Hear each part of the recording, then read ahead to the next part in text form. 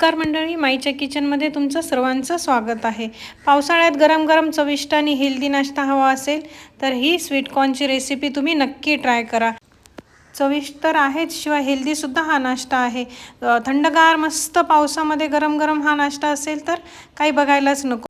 साध्या पोह्यांना आज आपण स्वीटकॉर्नची भन्नाट अशी एक ट्विस्ट देऊन सुंदर आणि छान असा एकदम हेल्दी नाश्ता तयार करणार आहोत। चला तर मग रेसिपीला सुरुवात करूया। कढई गरम झालेली आहे, तेल टाकून घेतलेलं आहे मी। आता त्यामध्ये आपण मोहरी टाकलेली आहे। मोहरी व्यवस्थित छान तडतड झाली का त्यामध्ये आपण शेंगदाणे टाकून घेतलेले आहेत। शेंगदाणे छान तळू द्यायचे आणि त्यानंतर मिरची टाकून घ्यायची आहे। तुमच्या आवडीनुसार कसं म्हणजे तिखट लागतं त्याप्रमाणे मिरची टाकून घ्या। त्यानंतर कांदा टाकायचा आहे। कांदा भरपूर प्रमाणात टाकायचा आहे, पोह्यांमध्ये कांदा छानच लागतो। त्यानंतर आपण स्वीटकॉर्न टाकलेले आहेत। सगळ्यात मेन आणि महत्त्वाचं इन्ग्रेडियंट जे आहे ते आपले स्वीटकॉर्न आहे। त्याच्यानंतर थोडासा टोमॅटो टाकून घेतलेला आहे मी, छोट्या साईजचा होता। छान चव लागते, तुम्ही नक्की टाकून पहा।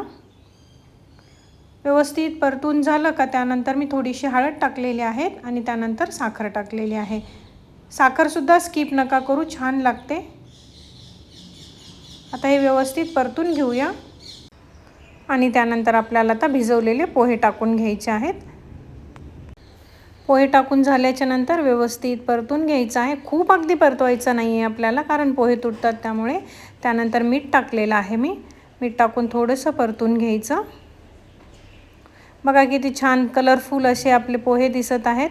त्यानंतर थोडंसं पाणी शिंपडून म्हणजे असं एकदम थोडंसं हापका मारायचा पाण्याचं, शिंपून घ्यायचं आणि त्यानंतर व्यवस्थित परतून घ्यायचं आहे।